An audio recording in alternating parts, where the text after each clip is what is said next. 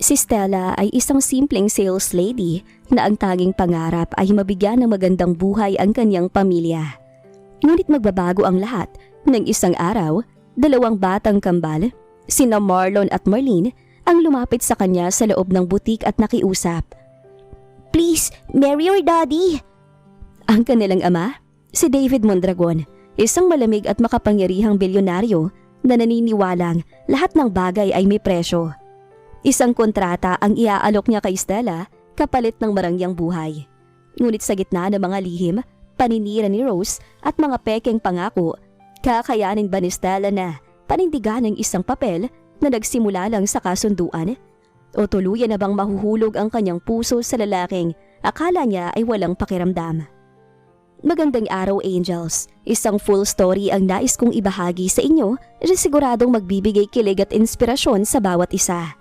Pero bago tayo magpatuloy, kung bago ka pa lamang sa aking channel, ay pakilike po ng ating video. Paklik din ang subscribe button, gayon din ang bell icon para lagi kayong updated sa mga parating ko pang uploads. Ang amoy ng mamahaling pabango at ang lamig ng aircon sa loob ng butik sa BGC ang nagsisilbing mundo ni Stella sa bawat araw. Bilang isang senior sales lady, kabisado na niya ang bawat sulok ng tindahan nito. Pero kahit gaano kaganda ang paligid, hindi nito maitatago ang pagod sa kanyang mga binti matapos ang 10 oras na pagtayo sa suot na high heels. Konting tiis na lang, Stella. Malapit na ang out mo. Bulong niya sa sarili habang maingat na inaayos ang isang pares ng limited edition na stilettos sa display window. Daddy, look, she looks like the princess in my book. Yung may mahabang hair at mabaitang eyes. Napatigil si Stella. Isang maliit at masiglang boses ang bumasag sa katahimikan ng shop. Paglingon niya, 2 batang magkamukhang magkamuka, isang lalaki at isang babae na tila nasa 5 taong gulang, ang nakatayo sa harap niya. Ang batang babae ay may suot na pink na headband, habang ang batang lalaki naman ay seryosong nakatingin sa kanya, tila sinusuri ang bawat anggulo ng kanyang muka. Ang ganda niya, di ba Kuya Marlon? Siya na lang kaya? Bulong muli ng batang babae na si Marlene. Pwede na, mukha siyang hindi masungit. Sagot naman ng batang si Marlon habang nakahalukip-kip. Natawa ng mahina si Stella. Lumuhod siya para mapantayan ang taas ng 2 bata. Hello there, little ones. Nasaan ang parents nyo? Bawal ang kids dito na walang kasama. Baka mawala kayo. I'm right here. Isang baritono at malamig na boses ang pumailan lang mula sa entrance ng butik. Kasabay nito ang pagpasok ng isang lalaking tila galing sa cover ng isang international business magazine. Nakasuot ito ng charcoal gray suit na halatang pasadya ang tahi. Bawat hibla ay sumisigaw ng kapangyarihan at yaman.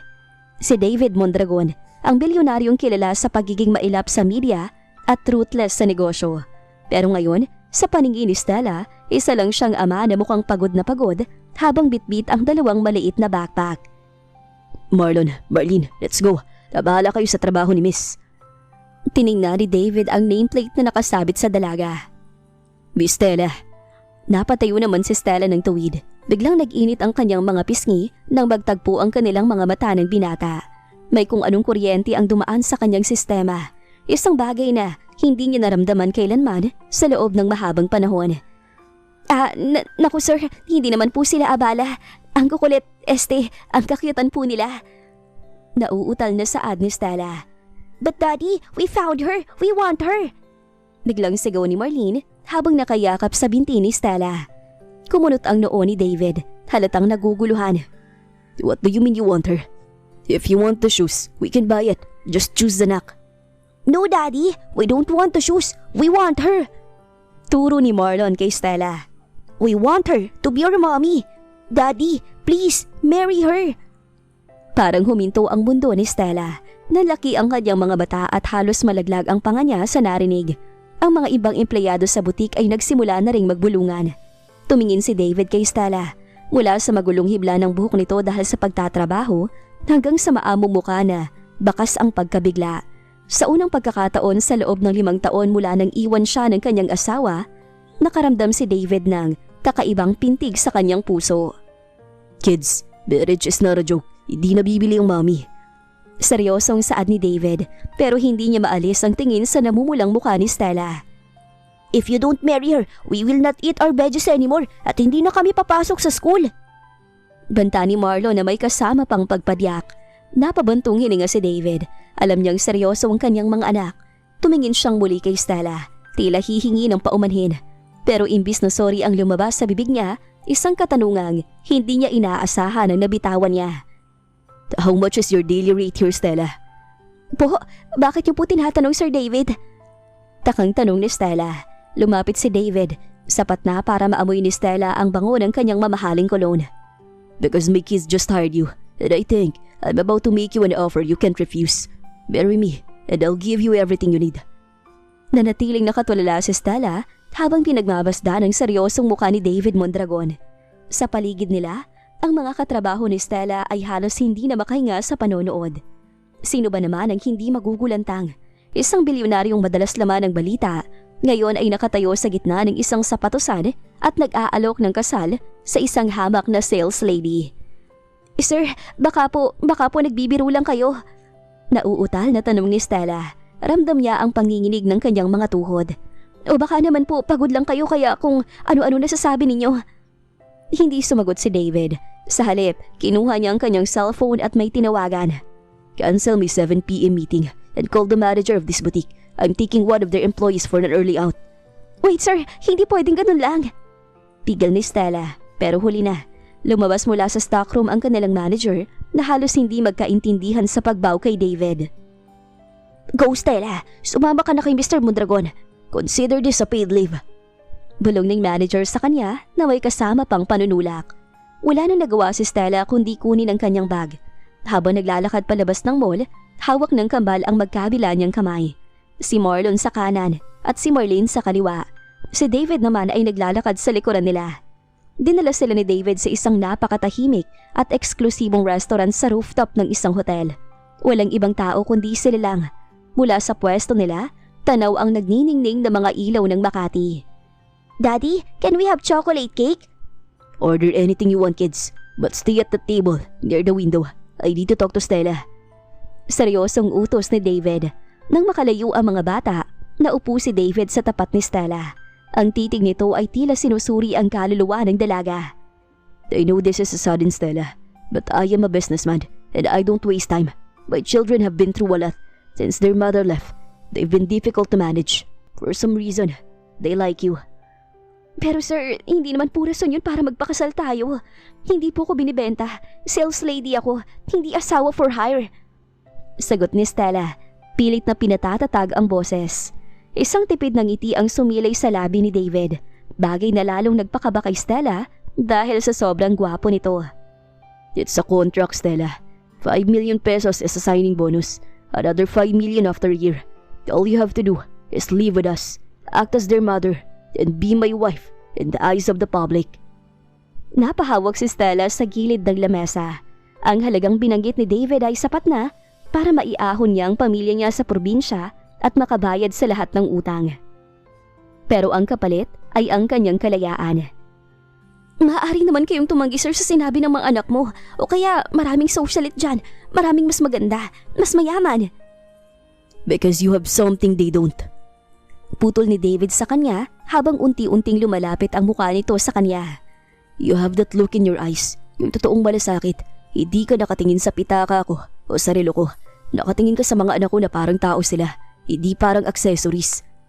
Biglang tumibok ng mabilis ang puso ni Stella. Ang bango ni David, amoy mamahalin, amoy tagumpay, at amoy panganib. Kailangan ko ng sagot, Stella. My children are waiting. And frankly, I think I'm starting to like that idea too. Bulong ni David, ang kanyang boses ay tila haplos sa pandinig ni Stella. Napatingin si Stella sa kambal na kumakaway sa kanya mula sa kabilang mesa. Kumakabog ang puso niya. Alam niyang kapag sinabi niyang, oo, hinding-hindi na magiging pareho ang buhay niya. Payag na po ako. Mahinang sagot ni Stella. Hindi niya alam kung bakit agad-agad ay pumayag siya sa alok ng binata. Good, then let's go home, wife. Ang salitang wife ay nag-iwan ng kakaibang kuryente sa buong katawan ni Stella. Hindi niya alam kung ito na ba ang simula ng kanyang pangarap o ang simula ng isang pagsubok na kailangan niyang harapin. Isang malaking gate na gawa sa itim na bakal ang bumukas ng dahan-dahan, tila isang bukana patungo sa ibang dimensyon. Sa loob ng sasakyan, hindi mapakali si Stella habang nakatingin sa naglalakihang mga puno at napakagandang garden na bumubungad sa kanila. Huminto ang marangyang SUV sa harap ng isang mansyon na tila gawa sa salamin at puting bato. "Welcome home, Mami!" Sabay na sigaw ng kambal. Hinawakan ni Marlene ang kamay ni Stella at kahit kinakabahan, ramdam ni Stella ang init at pagtanggap ng maliit na kamay na iyon. "Home?" Bulong ni Stella. Tumingin siya sa kanyang sarili. Suot pa rin ang kanyang uniform na kupas na ang kulay at ang sapatos niyang pudpud na ang swelas. "Sir David, parang hindi po ako bagay dito. Baka pwedeng sa quarters na lang ako ng mga staff." Napatigil si David sa paglalakad at lumingon sa kanya. Sa ilalim ng mga spotlight ng mansyon, mas lalong nagmukha itong hari na bumaba sa lupa. Stella, we had a deal. You are not a staff. You are my wife. At ang asawa ko, sa tabi ko natutulog. Parang magwawala ang puso ni Stella sa narinig. Pero akala ko po ba acting lang lahat?" Sa harap ng mga bata at sa harap ng mundo, totoo ang lahat. Seryosong sagot ni David bago muling naglakad papasok. Pagpasok sa loob, lalong napaatras si Stella. Ang sahig ay gawa sa pinakamahal na marmol at ang ilaw sa kisame ay tila mga bituing nagniningning. Agad silang sinalubong ng mga kasambahay na nakapila. "Good evening, Sir David. Welcome home, Ma'am Stella." Sabay-sabay nilang bati. Hindi inasahan ng dalaga na kilala na agad sila ng mga kasambahay ni David. Nahihiyang tumango si Stella. Hello po. Stella na lang po." No, call her Ma'am Stella. She is the new lady of this house. Matapos ang hapunan na puno ng kulitan ng kambal, kung saan pilit na sinusubuan ni Marlene si Stella ng paborito nitong pasta, oras na para magpahinga. Inihati ni David si Stella sa isang kwarto na mas malaki pa yata sa buong apartment na inuupahan niya sa Pasay. This is your room. It's connected to mine through that door. Magpahinga ka na. Bukas may darating na mga stylist. We need to get rid of that uniform. From now on, you will wear only the best. "Sir David, bakit po ba talaga ako? Marami naman pong pwede mag-alaga sa mga bata na hindi kailangan pakasalan ninyo." Humarap si David. Sa kauna-unahang pagkakataon, nakita ni Stella ang paglambot ng mga mata nito. Lumapit si David hanggang sa maramdaman ni Stella ang init ng hininga nito sa kanyang noo. Dahil noong nakita kita sa butik, hindi ka tumingin sa akin bilang si David Mondragon na bilyonaryo. Tumingin ka sa akin bilang isang amang nahihirapan. At higit sa lahat, dahil ikaw lang ang nakapagpatahimik sa kambal sa loob ng 5 minuto. Bahagyang natuwa si Stella, pero ang tawa niya ay napalitan ng excited nang dahan-dahang hinaplos ni David ang kanyang pisngi. Ang haplos na yon ay tila may kuryenteng gumagapang sa kanyang buong katawan. Good night, Stella. Prepare yourself.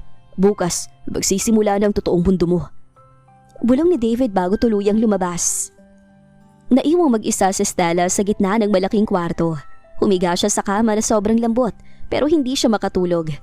Ang bango ni David ay tila nakakapit pa rin sa kanyang balat. Sa gitna ng katahimikan, isang tanong ang naglaro sa isip niya. Kaya ko nga ba talagang panindigan ng pagiging asawa ng isang bilyonaryo nang hindi nahuhulog ang loob sa kanya? Hindi niya alam, sa kabilang pinto, nakasandal din si David habang hawak ang kanyang dibdib. Ang simpleng sales lady na yon, mukhang mas malaki ang magiging papel nito sa buhay niya kesa sa inaasahan niya. Sikat ng araw na tumatagos sa malalaking bintana ang gumising kay Stella. Hindi siya makapaniwalang nakatulog siya sa kama na kasing lambot ng ulap. Pero ang katahimikan ng umaga ay agad nabasag nang bumukas ang pinto ng kanyang salid ng walang katok. "Mommy, wake up! Daddy says we're going to have a special breakfast!" Sigaw ni Marlene habang tumatalon sa kama. Kasunod nito si Marlon na may dalang iPad. Seryosong nagbabasa pero may ngiti sa mga labi. "Sandali lang mga anak. Kids." Mabilis na pagtatama ni Stella. Hindi pa rin siya sanay na tawaging mommy. Matapos mag-ayos ng kaunti, bumaba si Stella sa grand dining hall. Doon, nakita niya si David na nagbabasa ng dyaryo habang humihigop ng kape. Pero hindi siya nag-iisa. Sa tabi nito ay isang babaeng nakasuot ng red bodycon dress. Ang buhok ay perpektong naka-blow dry at ang bawat kilos ay tila pinag-aralan. "David darling, I still can't believe the rumors. Isang sales lady? Really?"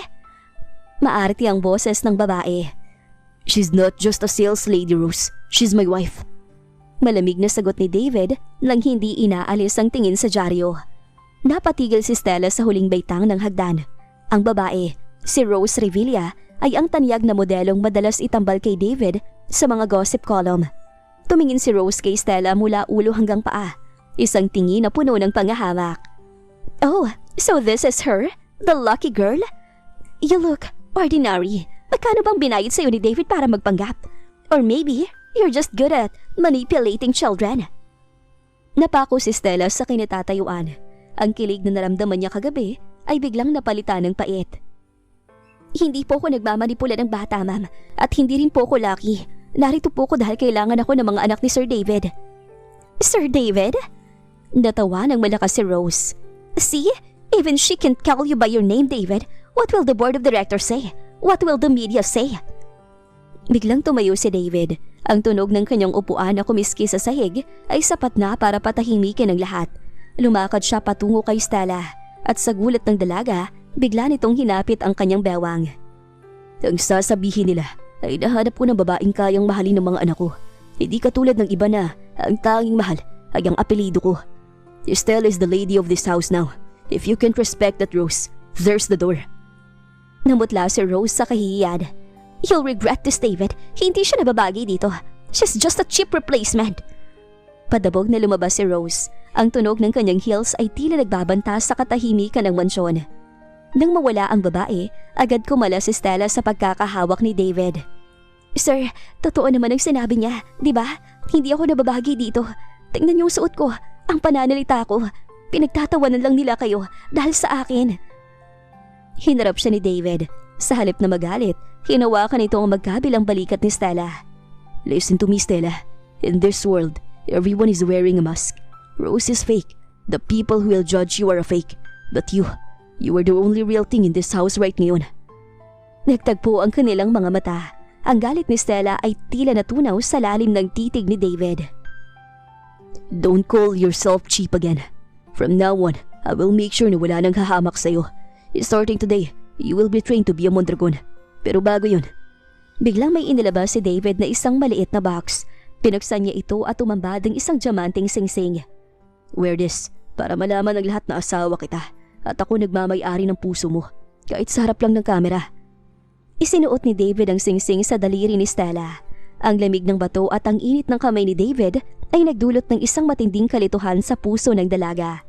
Ang unang gabi ni Stella na suot ang diamanting singsing ay hindi naging madali. Hindi dahil sa bigat ng bato sa kanyang daliri, kundi dahil sa bigat ng kaisipang kailangan niyang magpanggap na asawa ng isang lalaking tila abot langit ang distansya sa kanya. Pero ang malalim na pag-iisip ni Stella ay naputol nang makarinig siya ng mahinang hikbi mula sa kabilang silid. Dali-dali siyang tumayo at tinungo ang kwarto ng kambal. Doon, nakita niya si Marlene na namumula ang muka at nanginginig sa ilalim ng kumot. "Marlene, baby, ano nangyari? Diyos ko, ang init mo!" Tanong ni Stella habang dinadama ang noo ng bata. "Mommy, it hurts. My tummy hurts." Naiiyak na sagot ng bata. Sa kabilang kama, nagising na rin si Marlon na bakas ang pag-aalala sa kanyang muka. Hindi nag-atubili si Stella. Kumuha siya ng maligamgam na tubig at bimpo para punasan ng bata. Tinawag niya ang yaya, pero bago pa man ito makarating, bumukas na ang pinto at pumasok si David na nakasuot na lang ng puting t-shirt at jogging pants. "Ano nangyari? I heard Marlene crying." Seryosong tanong ni David. Kitang-kita ang takot sa kanyang mga mata. Isang emosyon na hindi niya naipapakita sa boardroom. "Nilalagnat siya, Sir David. Mukhang may nakain siyang hindi hiyang sa tiyan niya kaninang hapunan." Paliwanag ni Stella habang maingat na pinupunasan ng noo ni Marlene.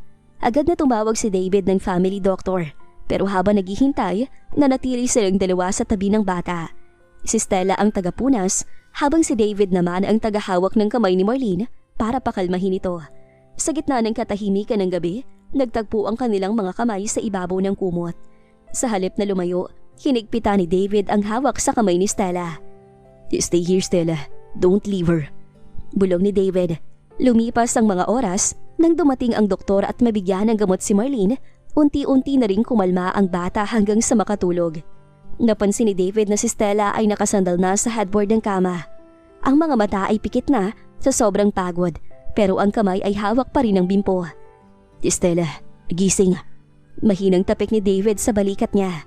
Nagulat si Stella at agad na napaayos ng upo. Ay, sorry po. Nakatulog ako. Kumusta po si Marlene? She's fine now. Her fever's going down. Sagot ni David. Nakaupo na pala ito sa sahig sa tabi ng kama, malapit sa kinilalagyan ni Stella. Bakit mo ginagawa to? Pwede mo namang ipaubaya sa mga yayang pag-aalaga sa anak ko. Tiningnan siya ni Stella ng diretso. Dahil ang mga bata, hindi lang gamot ang kailangan kapag may sakit. Kailangan nila ng mararamdaman na may nananatili sa tabi nila. Nung bata ako, kahit mahirap lang kami, hindi umaalis si nanay sa tabi ko hanggat hindi bumababa ang lagnat ko. Iyon ang gusto kong maramdaman ni Marlene. Natigilan si David. Pinagmasdan niya ang simpleng babaeng nasa harap niya. Walang make-up, medyo gulo ang buhok at pagod ang mga mata. Pero sa paningin ni David, mas maganda ito kaysa sa lahat ng modelong nakilala niya. Alam mo, Stella, my late wife never stayed up like this. She was always too busy with her friends and jewelry. Pag-amin ni David, ang boses ay puno ng pait. I thought money could buy everything for my kids, but seeing you tonight, I realized I was wrong. Lumapit si David kay Stella hanggang sa magkadikit ang kanilang mga balikat. Ramdam ni Stella ang init ng katawan ni David at ang bango nito na humahalo sa amoy ng kwarto. Salamat, Stella, for being real. Hindi nakasagot si Stella dahil sa sobrang bilis ng tibok ng kanyang puso.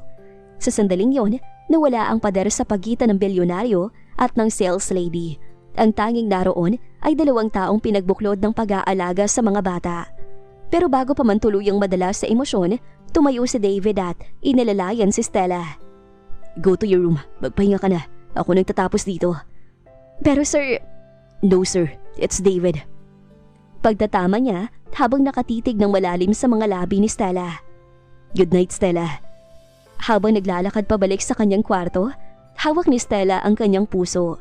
Ang simpleng pag-aalaga sa bata ay nauwi sa isang pag-amin na nagbabago sa tingin niya kay David. Hindi lang siya isang boss, isa siyang lalaking naghahanap din ng totoong pagmamahal. At iyon ang pinakamapanganib na bahagi ng kontratang ito. Maagang nagising si Stella. Sa halip na maghintay sa mga katulong para aasikasuhin siya, dumiretso siya sa kusina ng mansyon. Gusto niyang ipagluto ang kambal ng paborito nilang Filipino-style spaghetti bilang reward dahil magaling na si Marlene. Pero bago pa man niya mailabas sa mga sangkap, naramdaman niyang isang presensya sa kanyang likuran. Anong ginagawa mo rito? May mga chef tayo para dyan. Napatalon sa gulat ang dalaga. Nakasuot lang si David ng puting sando at pajama. Bakas ang bagong gising na hitsura pero mas lalo naging gwapo sa paningin ni Stella. Sir, David, gusto ko lang sanang ipagluto ang kambal. Minsan kasi, mas masarap kapag luto ng mami, di ba? Napatitig si David sa kanya. May kung anong lumambot sa ekspresyon nito. Turuan mo ko, Stella. Po? Ang bilyonaryong si David Mondragon magluluto ng spaghetti? Biro ni Stella. Pilit na itinatago ang kaba. Bakit hindi? I want to be part of this mommy experience. Nakangiting sagot ni David habang lumalapit at kinuha ang apron na isusuot sana ni Stella. Dahil mas matangkad si David, kinailangan itong yumuko ng bahagya para isuot ang apron. Sa sobrang lapit nila, naamoy ni Stella ang hininga ni David na amoy mint at ang init ng katawan nito. Hindi siya makahinga ng maayos nang aksidenteng sumagi ang mga braso ni David sa kanyang balikat habang nagtatali ito sa likuran nito. Anong unang gagawin nito? Tanong ni David, tila hindi napapansin ang epekto niya kay Stella. Hiwain ng mga hotdog at sibuyas. Nauutal na sagot ni Stella. Kumuha ng matulis na bagay si David pero dahil hindi ito sanay sa ganitong gawain ay muntik na itong masugatan. Agad na hinawakan ni Stella ang kamay ni David para itama ang hawak nito. Ganito dapat, David, para hindi ka masugatan. Ilang sandali pa ay tila tumigil ang mundo para sa kanila. Ang maliit at malalambot ng kamay ni Stella ay nakahawak sa kamay ni David. Nanatili silang ganoon sa loob ng ilang segundo. Tumingala si Stella at nagtagpo ang kanilang mga mata. Ang layo ng kanilang mga labi ay halos ilang pulgada na lang. Stella. Mahinang tawag ni David. Ang boses nito ay naging paos. Puno ng tensyon na hindi maipaliwanag. Dapat igisa na ang bawang. Mabilis na pag-iwas ni Stella. Bagamat ang kanyang pisngi ay parang nagbabaga na sa pula. Habang nagluluto, naging mas magaan ang atmosfera. Nagkakaroon ng maliliit na banggaan ng balikat, palihim na haplos sa likod at mga tawa na ngayon lang narinig sa loob ng malamig na kusinang iyon. Nang tikman ni David ang lasa mula sa sandok na hawak ni Stella, hindi niya sinasadyang mahawakan ng daliri ng dalaga. Perfect. Sabi ng binata, pero hindi sa spaghetti siya nakatingin, kundi sa mga mata ni Stella. Biglang pumasok ang kambal sa kusina, nagtatatalon sa tuwa nang makitang magkasama ang kanilang mga magulang. Yay! Daddy and Mommy are cooking together! Pero sa gitna ng saya, biglang nagring ang intercom sa gate. Seryosong muka ang bumulaga sa screen. Ang manager ng butik kung saan dati nagtatrabaho si Stella, kasamang isang lalaking tila balisa. Sir David, sorry to disturb, but there's a man here, named Samuel. He claims he's Stella's fiancé, and he's not leaving until he sees her. Nabitawan ni David ang sandok. Ang kaninang malambot na tingin ay biglang naging yelo. Tumingin siya kay Stella na ngayon ay maputla na. Fiancé? Tanong ni David. Ang boses ay tila kulog na nagbabadya ng bagyo. Ang kilig ng kusina ay biglang napalitan ng isang mabigat na selos na hindi pa nararamdaman ni David sa buong buhay niya. Sino si Samuel? At biglang bumibilis ang pintig ng puso ni Stella sa takot at hindi sa kilig. Hindi ko siya fiancé, David. Noon yon. Depensa ni Stella. Pero huli na, lumabas na si David para harapin ang lalaki. Padabog na lumabas si David ng mansyon. Bawat hakbang ay ramdam ang otoridad at galit. Sumunod si Stella na halos magkaintindihan sa paglakad, habang ang kambal ay pinaiwan muna sa loob kasama ang mga yaya. Sa labas ng malaking gate, isang lalaking naka-jacket na kupas at may hawak na helmet ang pilit na nakikipagtalo sa mga security guard. Stella, anong ginagawa mo rito? Bakit hindi ka na umuwi sa apartment natin? At sinong lalaking yan? Napatigil si Stella. Si Samuel, ang lalaking pinangakuan niya ng buhay noon, pero iniwan siya sa ere ng mangailangan siya ng tulong para sa gamot ng kanyang ina. Samuel, wala na tayong dapat pag-usapan. Matagal na tayong tapos, di ba? Anong tapos? Nag-ipon ako para sa atin, Stella. Tapos malalaman ko na lang na nakatira ka na rito sa mansyon ng bilyonaryong to. Turo ni Samuel kay David. Hindi nakatiis si David.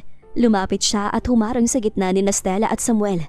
Mas matangkad si David at mas malapad ang balikat. Kaya naman, mukhang langgam si Samuel sa harap niya.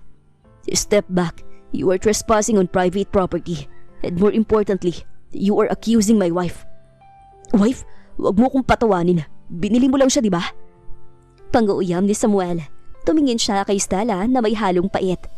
Stella, hindi ka niyan totoong mahal. Bumalik ka na sa akin. Kahit mahirap tayo, totoong pag-ibig ang maibibigay ko. Isang mapait na tawa ang kumuwala sa mga labi ni David. Totoong pag-ibig? Ang totoong pag-ibig, hindi iniiwan ang mahal niya sa oras ng kagipitan. I know your story, Samuel. Alam ko kung paano mo tinalikuran si Stella nung kailangan ka niya. Nagulat si Stella. Paano nalaman ni David ang tungkol doon? Nagpa-background check ba siya? Wala kang alam. Susuntukin sana ni Samuel si David, pero bago pa man dumapo ang kamao nito, nahuli na ni David ang braso ng lalaki at mabilis itong pinihit. Listen to me carefully. Everything she owns now, ang singsing sa daliri niya, ang bahay na tinitirhan niya, pati ang bawat hininga niya ay sa akin na. Subukan mo lumapit ulit sa kanya at sisiguraduhin kong wala kang babalik ang trabaho o buhay sa lungsod na ito. Do I make myself clear?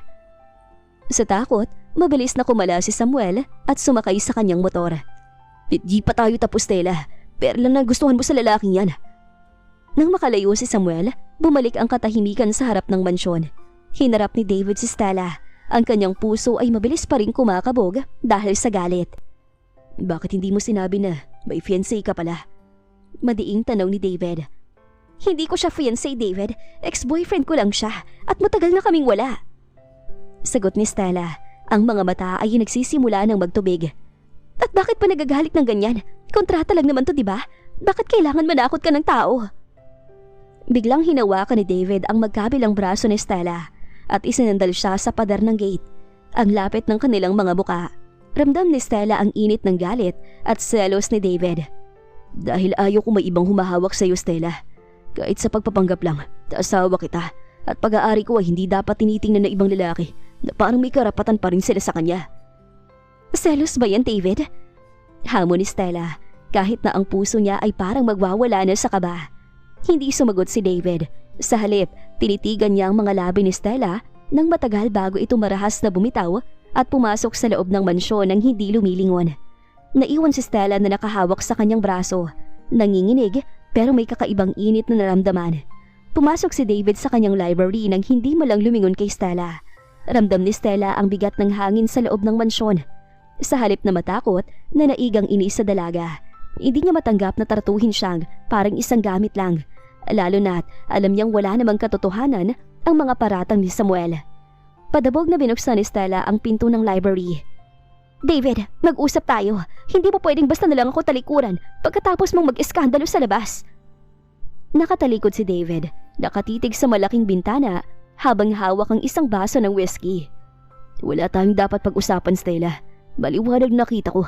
May nakaraan kayo at hindi mo yun binanggit sa akin. Nakaraan na nga, diba? Past tense. Bakit pang laki ng issue sa'yo? Hindi ba dapat matuwa ka pa dahil naitaboy mong distraction sa plano mo?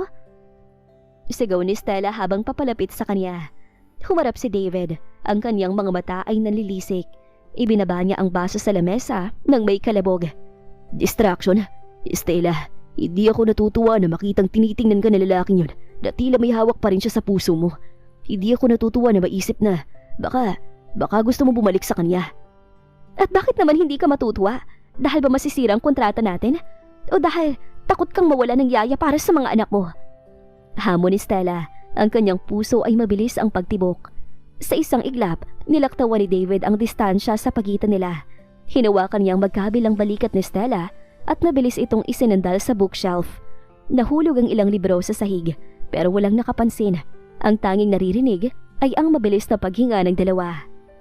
Hindi ito tungkol sa kontrata, Stella, at lalong hindi ito tungkol sa mga anak ko. Nagsiselos ako dahil nahihibang na ako sa pag-iisip na baka may ibang lalaking humahawak sa'yo. Nagsiselos ako dahil hindi ko napapigilan ang sarili ko. Natigilan si Stella. Ang galit sa kanyang mga mata ay napalitan ng matinding gulat. Ang init ng katawan ni David ay tila tumutunaw sa kanyang paninindigan. Anong sinasabi mo? Ito ang sinasabi ko. Bulong ni David. Bago pa makasagot si Stella, tuluyan ang sinakop ni David ang kanyang mga labi. Ito ay isang halik na puno ng pagmamahal. Selos. Sa una, nabigla si Stella. Pero dahan-dahan, ang kanyang mga kamay ay humaplos pa itaas hanggang sa mapasabunot siya sa malambot na buhok ni David. Tumugon si Stella sa halik ng may kaparehong pagmamahal. Nang dahan-dahang humiwalay si David, nanatiling magkadikit ang kanilang mga noo. Humihingal silang dalawa, tila galing sa isang mahabang takbuhan. Stella, I'm sorry, I shouldn't have.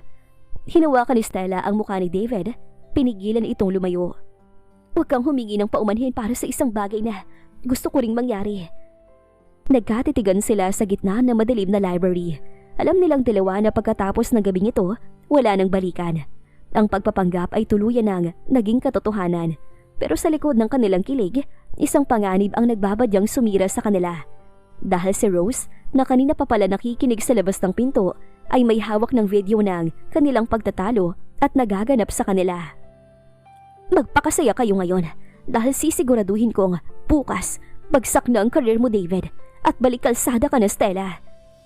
Ang umaga sana pagkatapos ng kanilang unang halik ay dapat puno ng tamis, pero isang malamig na hangin ang sumalubong kay Stella pagbaba niya sa dining area. Wala ang masayang ingay ng kambal. Sa halip, nakita niya si David na nakatayo sa harap ng malaking TV. Ang mga panga ay nakatigil at ang mga kamao ay nakakuyom. David, anong nangyayari? Tanong ni Stella. Dahan-dahang lumalapit. Hindi sumagot si David. Tanging itinuro lang ang screen. Nanlambot ang mga tuhod ni Stella sa nakita. Isang viral video sa social media ang kumakalat. Ang video ng kanilang pagtatalo sa library kagabi, kasamang kanilang mainit na paghahalikan. Pero ang mas masakit ay ang caption. Bilyonaryong si David Mondragon huli sa akto na nakikipagrelasyon sa yaya ng kanyang mga anak. Isang desperadong hakbang para pagtakpan ng isang lihim. Kagabi yan, sa library. Paano? Sino ang kumuha nito? Sino pa ba? Si Rose. I should have known she wouldn't go down without a fight. Hindi pa man sila nakakabawi sa gulat, bumukas ang entrance ng mansyon. Pumasok si Rose na may bitbit na mapanuyang ngiti, kasunod ang ilang mga bodyguard at ang kaniyang abogado. Good morning, lovebirds. Nagustuhan niyo ba ang munting regalo ko? Trending na kayo sa buong bansa. Ang stocks ng Mondragon Enterprises, pagsak na sa floor. Ang mga board of directors, nagkakagulo na. Anong kailangan mo, Rose? Simple lang, David. Iwan mo ang babaeng yan at pakasalan mo ko. Or else, ilalabas ko ang record ng contract marriage ninyo. I know it's fake, David. I have the papers. Pagyayabang ni Rose habang winawagay-wayang isang folder. Napalingon si Stella kay David. David, totoo ba? May kopya siya? Hindi nakasagot si David. Ang katahimikan nito ay sapat na para kay Stella. Ang akala niyang simula ng totoong pag-ibig ay isa pa rin palang malaking kasinungalingan na madaling mawasak. See? He can't even look at you, Stella. Bilyonaryo siya. At ikaw, isang hamak na sales lady na nangarap ng gising. You're just a tool for his image. Stop it, Rose. Sigaw ni David. No, David. It's over. Mahining sabi ni Stella. Ang mga luha ay nagsisimula ng pumatak. Tama siya. Hindi ako nababagay dito. Hindi ko kayang dalhin ang bigat ng pangalan mo kung ganito lang din ang kahihinatnan. Tinalikuran ni Stella ang lahat at tumakbo pa itaas sa kanyang kwarto para mag-impake. Rinig niya ang pagsigaw ni David sa kanyang pangalan, pero hinarangan siya ni Rose. Let her go, David. Isalba mo ang kumpanya mo. Isalba mo ang pangalan ng pamilya mo. Wika ni Rose. Sa loob ng kwarto, mabilis na isinilid ni Stella ang kanyang mga lumang damit sa kanyang backpack. Iniwan niyang diamanting singsing sa ibabaw ng dressing table. Ang simbolo ng kanyang panandili ang pangarap. Pero bago siya makalabas, naramdaman niya ang dalawang maliliit na kamay na yumakap sa kanyang binti. Mommy, are you leaving us too? Tanong ni Marlene habang si Marlon ay nakatayo sa pinto, umiiyak. Ba't ba kami? Bakit lahat kayo iniiwan kami? Nadurog ang puso ni Stella. Lumuhod siya at niyakap ang kambal ng mahigpit. Hindi kayo bad babies. Hindi kayo naging bad. Pero kailangan lang ni Mami na ayusin ang sarili niya. No, please don't go. Pagsusumamo ni Marlon. Sa labas ng kwarto, narinig ni Stella ang yabag ni David. Pero imbis na pumasok ito, narinig niya ang malakas na kalabog ng pinto sa ibaba. Umalis si David. Ang lalaking nangakong poprotekta sa kanya ay tila mas pinili ang kumpanya kesa sa kanya. O baka naman, yun lang ang akala niya. Ang ingay ng mga sasakyan sa EDSA at ang usok ng mga jeepney ang sumalubong kay Stella. Isang malupit na paalala na tapos na ang kanyang panaginip sa loob ng mansyon. Bitbit ang kanyang lumang bag, bumalik siya sa maliit at masikip na paupahang kwarto sa Pasay. Ang kama rito ay matigas, ang electric fan ay maingay, at ang dingding ay tila bumubulong ng kanyang kabiguan. Stella, akala ko ba'y nakapag-asawa ka na ng bilyonaryo? Bakit narito ka ulit? Tanong ng kanyang kapitbahay na si Aling Marites, puno ng panguuyam ang tono. Nagbakasyon lang po ako, Aling Marites. Matipid na sagot ni Stella bago mabilis na pumasok at nilak ang pinto. Napaupo siya sa sahig at doon ay bumuhos ang lahat ng luhang kanina pa niya pinipigilan. Namimiss niya ang kambal, namimiss niya ang amoy ng kape sa umaga kasabay si David. Higit sa lahat, namimiss niya ang pakiramdam na may nagpoprotekta sa kanya. Pero sa tuwing bubuksan niya ang kanyang cellphone, ang mukha ni David ang nakikita niya sa mga balita. Kasama si Rose sa isang press conference. Wala ka talagang pinagkaiba sa kanila, David. Pera at pangalan pa rin ang pinili mo. Sinubukan ni Stella na bumalik sa trabaho, pero ang manager niya sa butik ay tinanggihan siya. Pasensya na, Stella. Masyadong mainit ang pangalan mo ngayon. Ang sabi ng management, baka masira ka sa imahe ng shop dahil sa viral video na yan. Naglakad-lakad si Stella sa mall. Walang direksyon, gutom at pagod. Napatingin siya sa isang tindahan ng mga laruan at nakitang isang set ng puzzle na paborito ni Marlon. Napahawak siya sa kanyang bulsa. Wala na siyang sapat na pera. Doon niya naramdaman ang tunay na bigat ng kanyang sitwasyon. Ang diamanting singsing na iniwan niya ay sapat na sana para pasimula niya, pero mas pinili niyang umalis ng may dignidad. Habang naglalakad sa ilalim ng ulan patungo sa kanyang boarding house, isang itim na sasakyan ang dahan-dahang huminto sa kanyang tabi. Kinabahan si Stella. Akala niya ay si Samuel na naman o kaya ay mga reporter. Pero nang bumukas ang bintana, ang mukha ng sekretarya ni David, si Attorney Ramos, ang bumungad sa kanya. Ma'am Stella, please get in. It's not safe here. Seryosong sabi ng abogado. Para saan pa? Para pirmahan ng fake annulment o para bayaran ako para manahimik? Hindi po ma'am, pinapunta ako ni Sir David para ibigay ito. Iniabot ni Attorney Ramos ang isang maliit na earphone at isang tablet. Panoorin niyo pong livestream ng kumpanya ngayon. Sir David is making his move. Nanginginig na kinuha ni Stella ang tablet. Sa screen, nakita niya si David na nakatayo sa harap ng daan-daang media. Katabi si Rose na nakangiti ng tagumpay. Pero na magsimulang magsalita si David, nawala ang ngiti sa mukha ni Rose. I am here to clarify the issues. Ang video na nakita niyo ay totoo. Mahal ko si Stella at ang kontratang sinasabi ni Miss Revilla, yan ay isang legal na dokumentong binuo ko para protektahan ng mga anak ko. Pero ngayon, gusto kong sabihin sa harap ng lahat, I am dissolving that contract. Napasinghap si Stella. Bakit? Ibig bang sabihin ay tinatalikuran na niya ako? I am dissolving the contract dahil hindi ko na kailangan ng kontrata para mahalin ng babaeng nagbigay ng kulay sa buhay ng mga anak ko. Miss Rose Revilla, thank you for showing the world how much I love Stella. Now, here is the evidence of your illegal surveillance and extortion.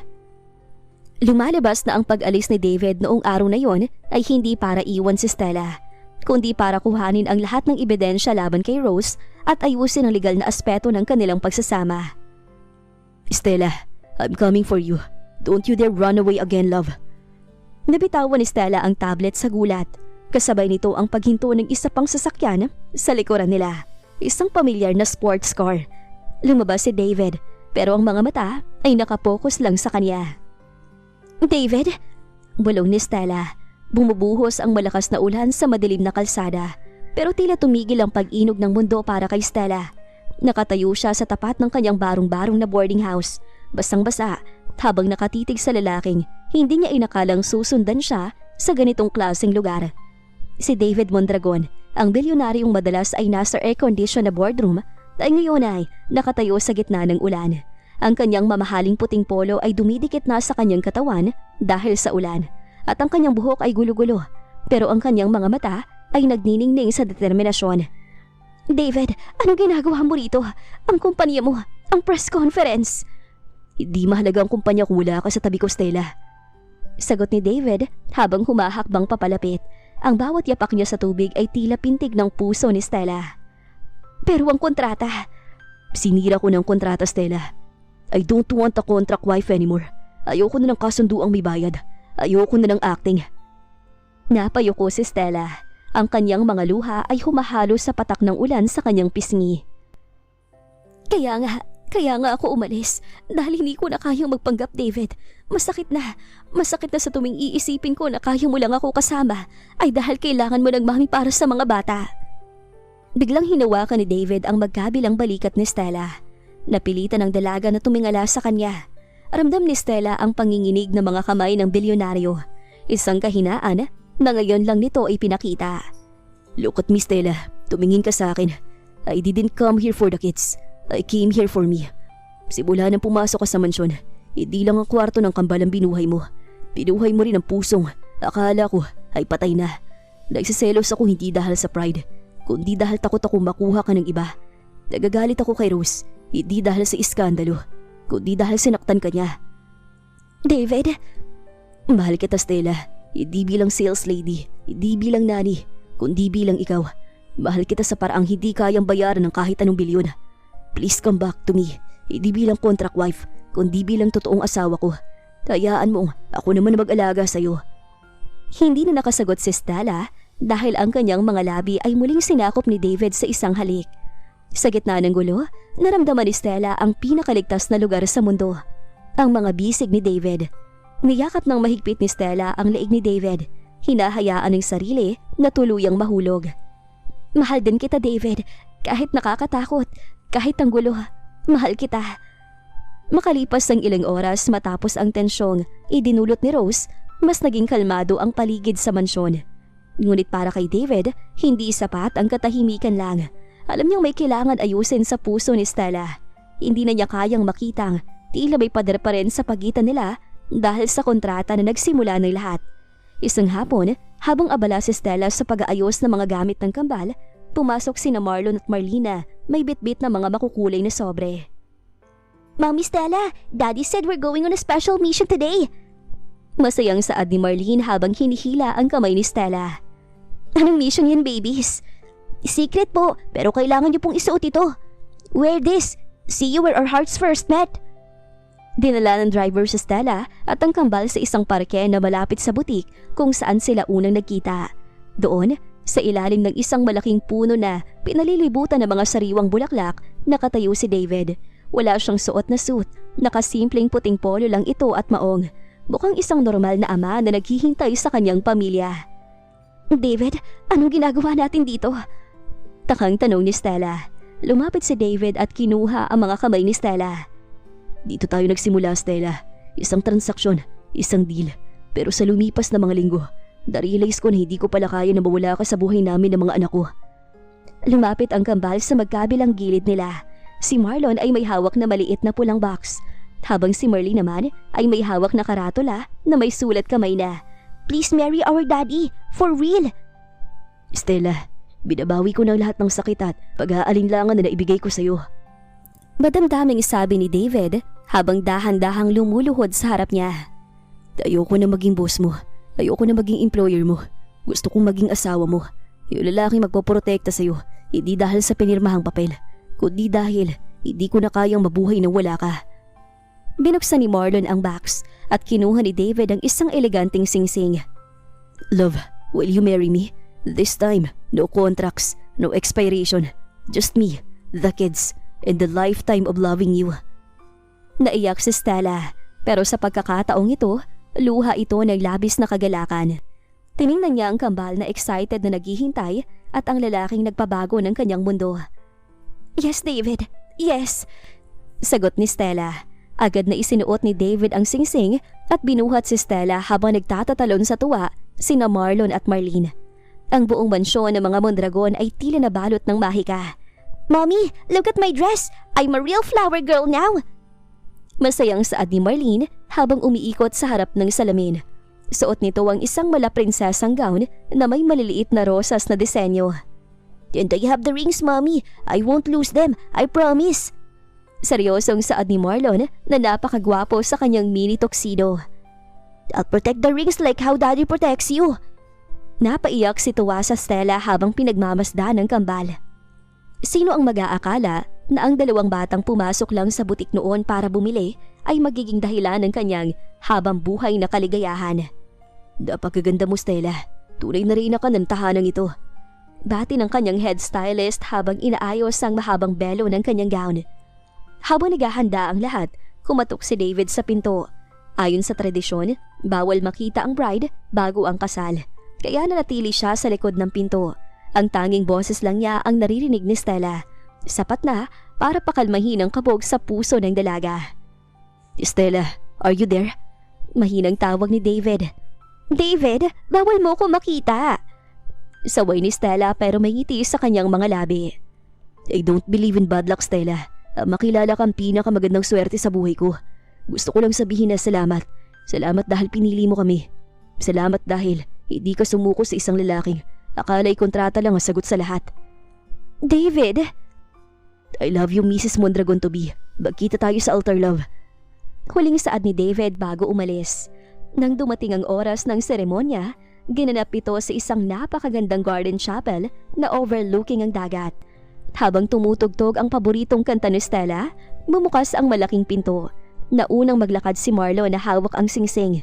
Kasunod si Marlena, nagsasaboy ng mga petals ng puting rosas. At nang lumabas si Stella, tila huminto ang mundo ni David.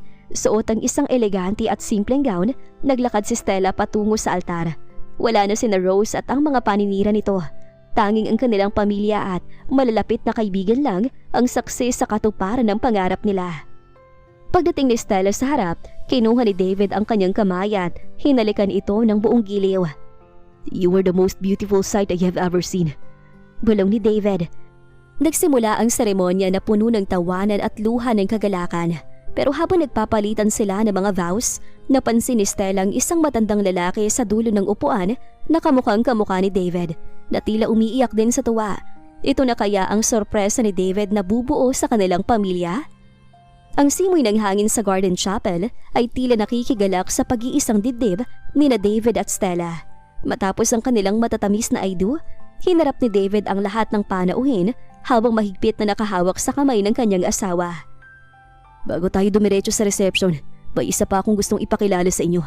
Lalo na sa'yo, Stella. Panimula ni David. Tumingin siya sa matandang lalaki sa dulo ng upuan na kanina pa pinagmamasdan ni Stella. Stella, kids, I want you to meet my father, Leonardo Mondragon. Napasinghap ang lahat.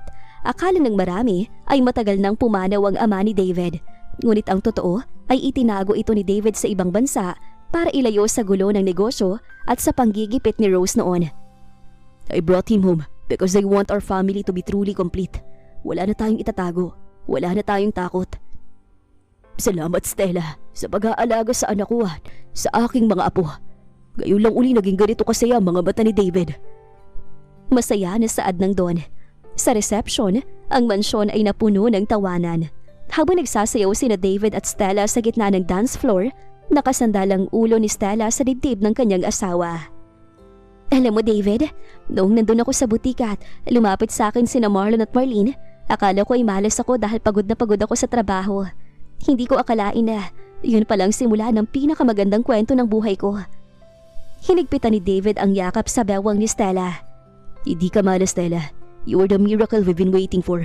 Ang hiling ng kambal na please marry my daddy. Yun ang pinakamagandang nangyari sa buong buhay ko. Biglang sumingit sa gitna nila ang kambal. Pilit na nakikipagsayaw din. Daddy, Mommy, can we have another baby? Para 3 na kami. Hiling ni Marlene na nagdulot ng malakas na tawanan sa mga bisita at matinding pamumula sa mukha ni Stella. Natawa naman si David at binuhat ang dalawa. Well, that's a different contract we need to discuss with mommy, kids. Sa ilalim ng nagniningning na mga bituin at fireworks na tumatanglaw sa kalangitan, hinalikan ni David si Stella ng buong pagmamahal. Napakasaya naman ni Stella ng sandaling yon dahil sa wakas ay natupad ang pangarap niyang magkaroon ng masayang pamilya. Ang dating sales lady na nangarap lang ng simpleng buhay ay naging tunay na diyosa ng puso ng bilyonaryo. Hindi dahil sa yaman ito, kundi dahil sa pag-ibig na walang katumbas na halaga. At doon, sa gitna ng saya ng kanilang pamilya, nagsimula ang kanilang totoong happily ever after. Ang tunay na pag-ibig ay hindi nakikita sa mga mata, kundi nadarama sa tapat na gawa. Sa dami ng tao sa mundo, sapat na ang isa. Ang taong gagawing tahanan ng iyong puso, hindi kailangan maging perpekto ang isang relasyon. Sapat